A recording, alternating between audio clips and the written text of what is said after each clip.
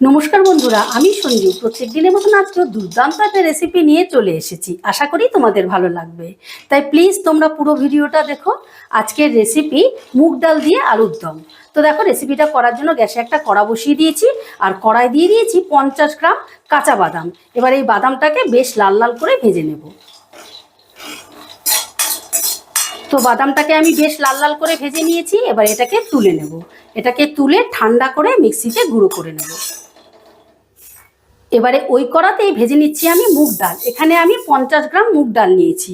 এবার ডালটাকেও বেশ আমি লাল লাল করে ভেজে নেব। ডালটা বেশ কিছুক্ষণ ভেজে নেবার পর যখন মুগ ডালের একটা সুন্দর মিষ্টি ভাজা গন্ধ বেরোবে, তখন আমি ডালটা তুলে নিচ্ছি। এবারে এই ডালটাকেও আমি ঠান্ডা করে গুঁড়ো করে নেব। এবারে ওই কড়াতেই দিয়ে দিচ্ছি বেশ খানিকটা সর্ষের তেল। তেলটা গরম হয়ে গেলে দিয়ে দিচ্ছি অল্প একটু নুন, দিয়ে দিলাম অল্প একটু হলুদের গুঁড়ো। এবারে নুন আর হলুদটা তেলের সাথে বেশ ভালো করে মিশিয়ে দিচ্ছি। মিশিয়ে দিয়ে আমি আলুগুলো ভেজে নেব। এখানে আমি 5টা আলুকে এরকম বড় বড় করে কেটে নিয়েছি। এবারে গ্যাসের আঁচটা বাড়িয়ে দিয়ে নুন হলুদ দিয়ে আলুগুলোকে বেশ লাল লাল করে ভেজে নেব।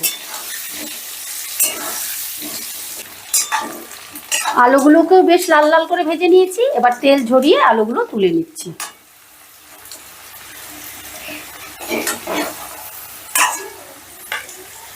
এবারে ওই তেলে দিয়ে দিচ্ছি ফোড়ন। ফোড়নে দিচ্ছি এলাচ, দারচিনি, শুকনো লঙ্কা, তেজপাতা, গোটা জিরে। এবারে ফোড়নটাকে একটু নাড়াচাড়া করে নিচ্ছি। ফোড়নটা থেকে একটা মিষ্টি গন্ধ বেরোলে দিয়ে দিচ্ছি আমি টমেটো কুচি। এখানে আমি বড় সাইজে 2টো টমেটোকে ছোট ছোট টুকরো করে কেটে দিয়েছি। এবার টমেটোটাও একটু নাড়াচাড়া করে নেব। টমেটোটা একটু নাড়াচাড়া করে নিয়ে দিয়ে দিচ্ছি আমি আদা বাটা। এখানে আমি 2 কোয়া আদা আর 5-6টা কাঁচা লঙ্কা একত্রে বেটে নিয়েছি। বাটিটা ধুয়ে অল্প একটু জল দিয়ে দিলাম, যাতে আদাটাও না ছিটকোয় আর মশলাটাও তেলের কড়ার নিচে লেগে না যায়। আদাটা তেলের সাথে বেশ ভালো করে মিশিয়ে নিয়ে এবারে আমি দিয়ে দিচ্ছি গুঁড়ো মশলা। দিয়ে দিলাম স্বাদ মতো নুন, পরিমাণ মতো হলুদের গুঁড়ো, 1 চামচ জিরের গুঁড়ো, 1 চামচ ধনের গুঁড়ো, 1/2 চামচ শুকনো লঙ্কার গুঁড়ো। ঝালটা তোমরা যেরকম খাও সেরকম দেবে। দিয়ে দিলাম 1 চামচ কাশ্মীরি লঙ্কার গুঁড়ো। এটা আমি কালারের জন্য দিলাম। একই সাথে দিয়ে দিলাম টেস্টের ব্যালেন্সের জন্য অল্প একটু চিনি। এবার গ্যাসের আঁচটা মিডিয়ামে রেখে আমি মশলাটাকে বেশ ভালো করে কষে নেব। যতক্ষণ না মশলাটা থেকে তেল ছেড়ে দিচ্ছে ততক্ষণ আমি মশলাটা কষতে থাকবো।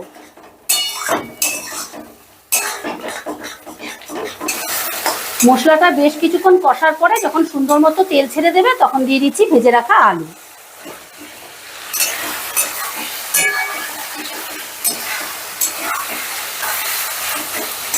আলুটা মশলার সাথে বেশ ভালো করে মিশিয়ে নিয়ে দিয়ে দিচ্ছি ভেজে গুঁড়ো করে রাখা বাদাম। এবার আলু আর বাদামটাকেও বেশ ভালো করে মশলার সাথে কষিয়ে নেব। আলুটা মশলার সাথে বেশ ভালো করে কষে নিয়ে এবারে দিয়ে দেবো আমি গ্রেভির জন্য জল। জলটা আমি একটু বেশি পরিমাণেই দিচ্ছি, কারণ এই রান্নাটা ঠান্ডা হলে পরে কিন্তু অনেকটা গাঢ় হয়ে যাবে। তবে তোমরা গ্রেভিটা যেরকম রাখবে সেই মতো জল দিও। তাছাড়া এই রান্নাটা একটু থকথকে হলেই খেতে বেশি ভালো লাগবে। এবারে গ্রেভিটা মশলার সঙ্গে বেশ ভালো করে মিশিয়ে দিচ্ছি, মানে জলটা মিশিয়ে দিয়ে আমি একটু অপেক্ষা করব জলটা ফোটার জন্য। জলটা ঠিক এই রকমভাবে ফুটে উঠলেই আমি দিয়ে দিচ্ছি ভেজে গুঁড়ো করে রাখা মুগ ডাল। এবার ডালটাকেও ঝোলের সাথে একটু ভালো করে মিশিয়ে দিচ্ছি। আর বন্ধুরা, এই বাদাম ভাজার গুঁড়ো আর মুগ ডালের গুঁড়োর জন্যই কিন্তু এই আলুর দমটা স্পেশাল আর একেবারে অন্য রকমের একটা টেস্ট।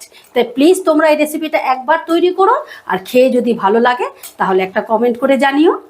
সমস্তটা বেশ ভালো করে মিশিয়ে দিলাম।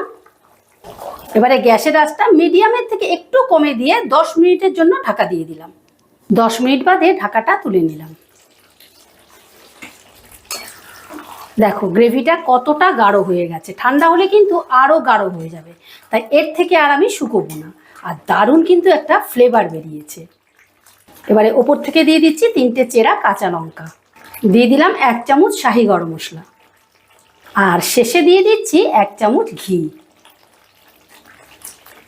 এবারে সমস্তটা আবারও একটু মিশিয়ে নিচ্ছি। সমস্তটা মিশিয়ে নিয়ে এবারে আমি গ্যাসটা অফ করে দিলাম। এবারে 5 মিনিটের মতন স্ট্যান্ডিং টাইমে রেখে তোমাদেরকে পরিবেশন করে দেখাচ্ছি। আশা করি রেসিপিটা তোমাদের ভালো লেগেছে, আর ভালো লাগলে অবশ্যই একটা কমেন্ট করে জানিও, আর আমার চ্যানেলটা সাবস্ক্রাইব করতে ভুলো না যেন। আবার দেখা হচ্ছে নতুন কোনো ভিডিওতে। ঠিক আছে, টাটা।